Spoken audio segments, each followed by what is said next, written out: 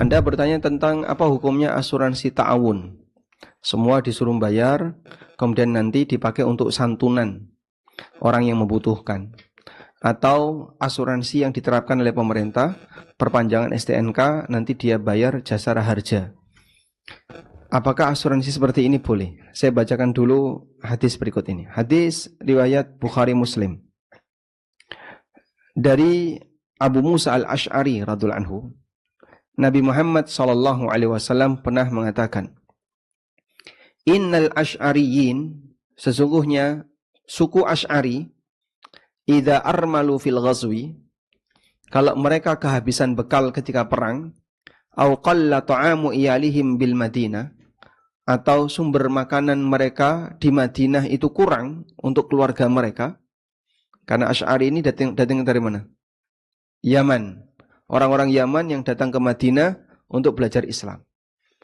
Dan jumlahnya banyak. Salah satu yang terkenal Abu Musa al-Ash'ari. Siapa nama aslinya? Abdullah bin Qais. Abu Musa al-Ash'ari radhiyallahu anhu, beliau bersama dengan Ash'ari yang lain. Nah, keluarganya ada di situ. Kalau kemudian jatah makanan keluarganya ini kurang, sudah mulai kehabisan, kata Rasulullah SAW, jama'u ma kana indahum fi thawbin wahid. Maka sisa-sisa makanan yang mereka miliki dikumpulkan dalam satu kain. Tsumma qtasamuhu bainahum fi ina'in wahidin bisawiyah. Kemudian setelah itu dibagikan kepada semua mereka dengan pembagian yang sama. Kemudian Nabi SAW mengatakan, fahum minni wa ana minhum. Mereka bagian dariku dan aku bagian darinya. Kalau dalam hadis yang lain Nabi SAW ngasih ancaman, laisa minna, bukan bagian dari kami. Kalau di sini Nabi SAW mengatakan, fahum minni wa ana minhum. Kebalikannya ya. Berarti Nabi SAW apa? Setuju, mendukung kegiatan itu. Nah, hadis ini yang dijadikan alasan berkaitan dengan asuransi sosial atau asuransi ta'awuni tadi. Modelnya gimana sih Pak? Kok itu disebut sebagai asuransi ta'awuni? Ceritanya begini.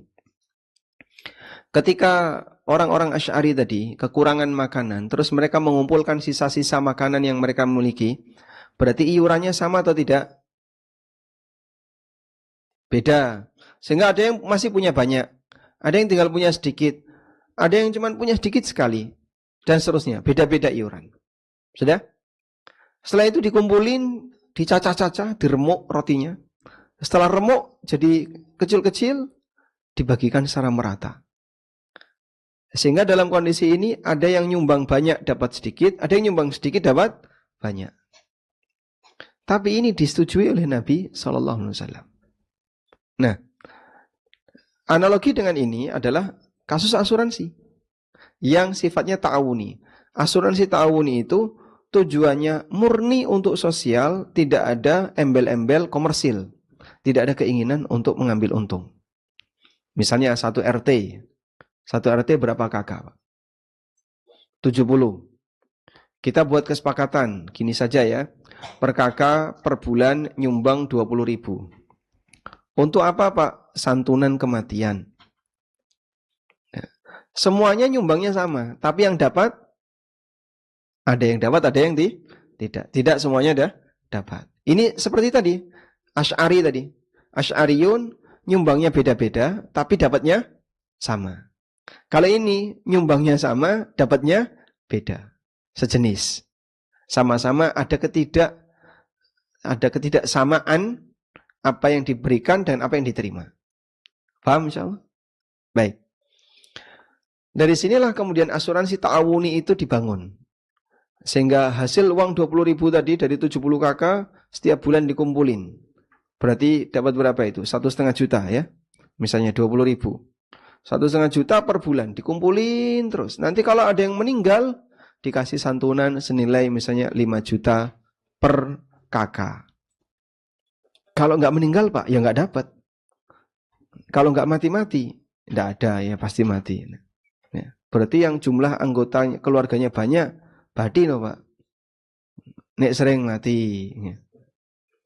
Nah, pertanyaannya, ada nggak misalnya salah satu anggota RT, warga di RT itu, Pak, saya nyumbang 20.000 ya, semoga bulan depan aku yang dapat.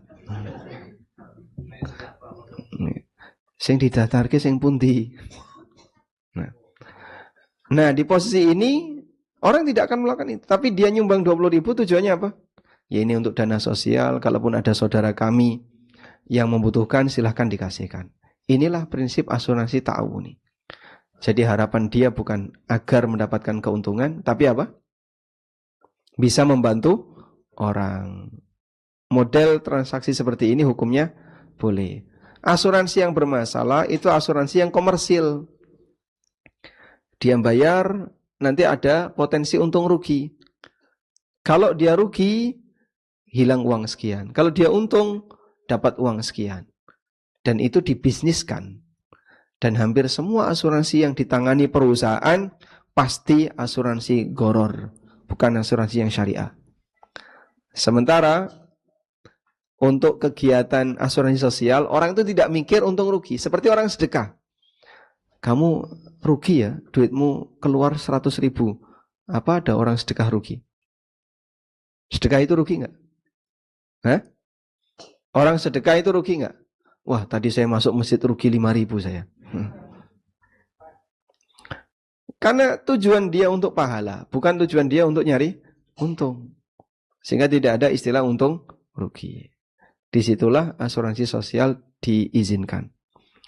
Nah, asuransi jasara harja yang kita pahami itu termasuk asuransi sosial yang dikelola oleh negara, Persero ya, jasara harja, dan nanti akan diberikan kepada masyarakat yang mengalami kecelakaan, sehingga dia di cover senilai biaya, kalau nggak salah 25 juta.